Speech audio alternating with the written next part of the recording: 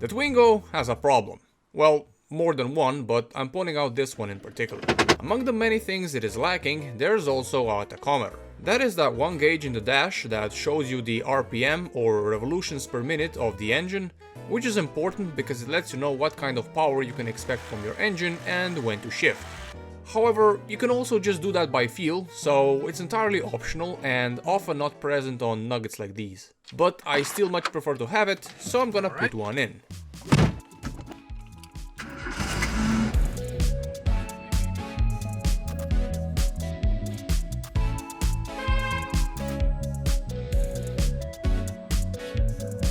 I had this big boy lying around left over from a previous project and I decided to use it here.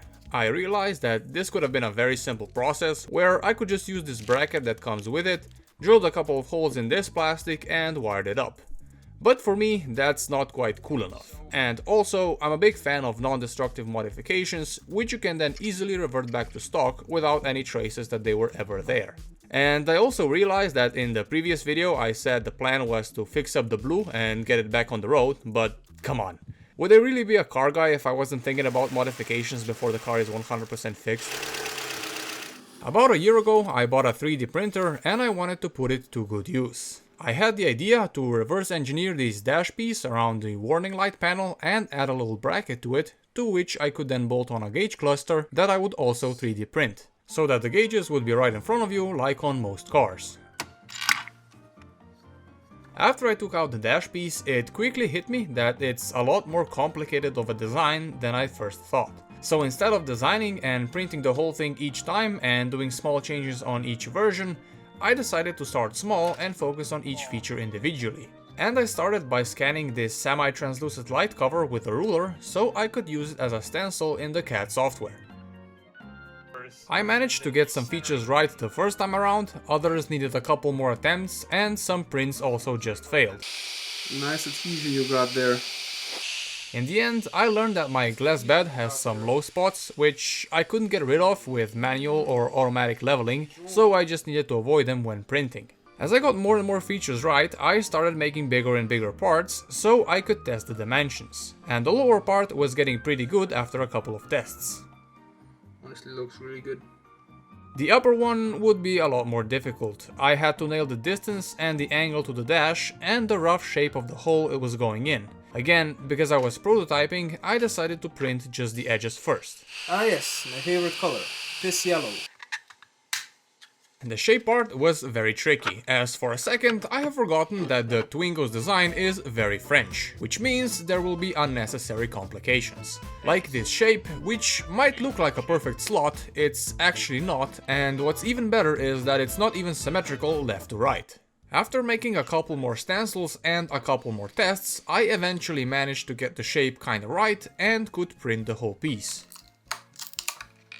The dash piece is pretty much the same as the stock part, but with some holes in which I'll later put threaded inserts. Then I started working on the gauge cluster. Because the tachometer that I had was pretty chunky, I decided to remove the back cover and make it screw into the cluster itself. I also designed a hole for another 52mm gauge, which will later be used for water temperature. For test fitting, I just used an oil pressure gauge I had lying around. With both of them printed, I had my first two proper prototypes. The dash piece fit well, but the cluster had some clearance issues with the dash, as the gauges were sitting a little too deep. And I also forgot to take into account tolerances when designing gauge holes. But with some modifications, I managed to make them fit, and I used this modified part as the base for the next version. Yes, welcome to the land of suffering. Population, me. After again some troubles with the printer, the second version was a lot better. I added a little step which should lean against the dash to relieve some stress from the bolts. In this version I also overcorrected with the hole sizes, and both gauges also needed to be lower so that they're not obstructed by the steering wheel. The third version looked really good and I could start thinking about installing it, so the next step would be wiring it in. The gauge needed 4 wires, a 12 volt, a ground wire, a 12 volt for the lighting and an RPM signal wire. To get a better look at the wiring, I took out the pocket in the dash and there I found something interesting. Well, if it isn't our old friend. And what makes it even better, It's not just the box, it's the button as well. In the very first Twangy video, the green was having some problems with the lights and we figured out that the culprit was an aftermarket box that was wired in. It turns out that the same type of box is also in the blue, and what's more is that the mysterious button is also connected to it. I've heard from other Twangy owners that it's supposed to allow you to have your lights on without turning the switch or something like that, but it didn't work for me and I couldn't figure it out, so maybe it's just broken. You can hear a relay clicking, but it's not doing anything. I took out more of the plastics looking for sources to tap into, and so I found another electrical quirk of this car. I was almost about to praise how like all the wiring, like this box is properly wired. Every wire has been like spliced here, and then you even have a fuse in here for the main power wire, so everything is super like nice. The button also works, but then I found this. I don't know if this is from the same guy, but someone just needed to steal some power and he just did like this. That's not how you do it. I'm just gonna figure out where this goes because I'm interested. This is now a mystery. Wire, that gray wire goes to the engine bay.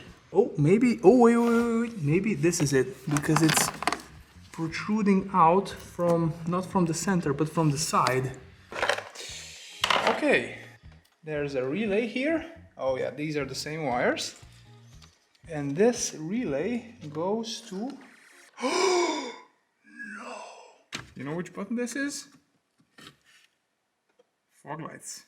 It turns out that the front fog lights weren't on the car from factory, but they were wired in by some polde who just stuck the wires directly into the rear fog light switch.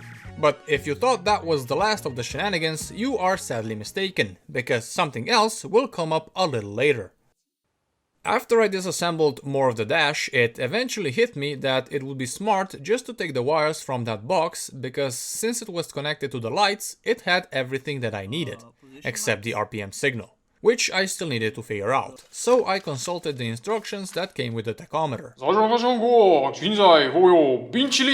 It said that I needed to connect the wire to the negative pole of the ignition coil. And to figure out which one that is, I whipped something up. What I've got here is what I like to call the fuck around and find out. The connector for the ignition coil, we have the ignition coil here. These cables just go from these pins to these pins, except for this one, which I think is the ground wire. This one splits off and goes to here. This one will touch the green one, and I'll give the signal to the RPM gauge right here, and it's already connected. The yellow one is just for the lights. I can show you.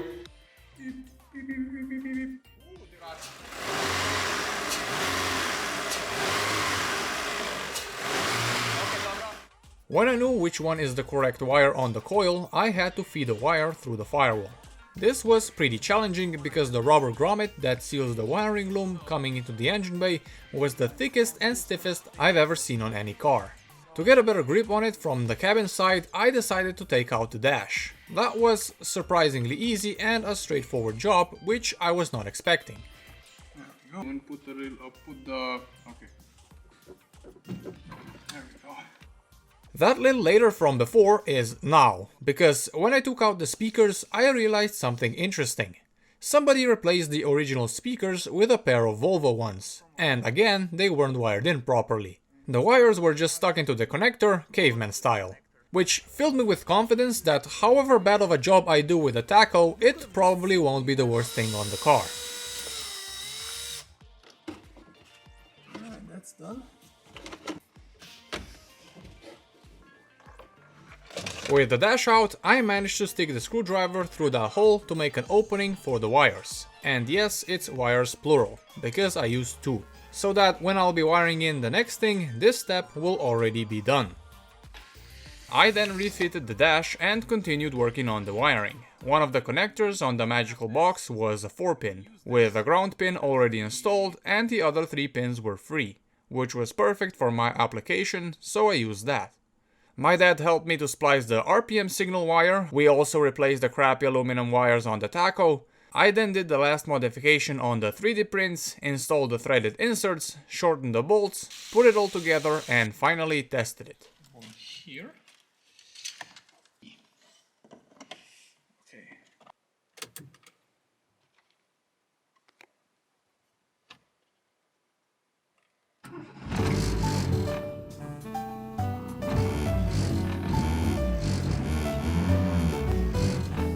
And as you can hear, the sound insulation in the Twingo is exactly what you pay for.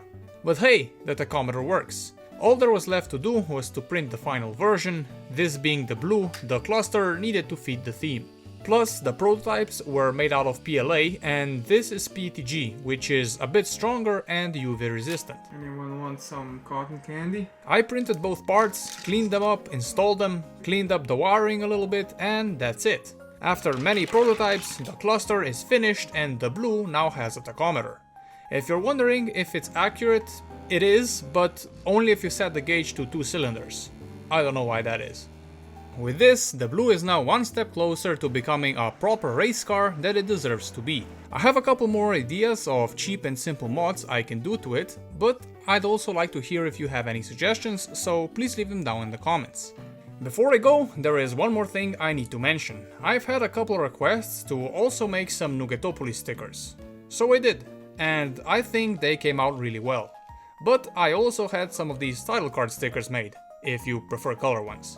There is unfortunately only a limited amount of these available, because they had to be ordered, but if there will still be interest in the future, I can order more. Both of them are available through the link in the description. That'll be all for now. I'd like to thank you all for watching and wish you a great rest of your day. Oh, one more thing. There we go.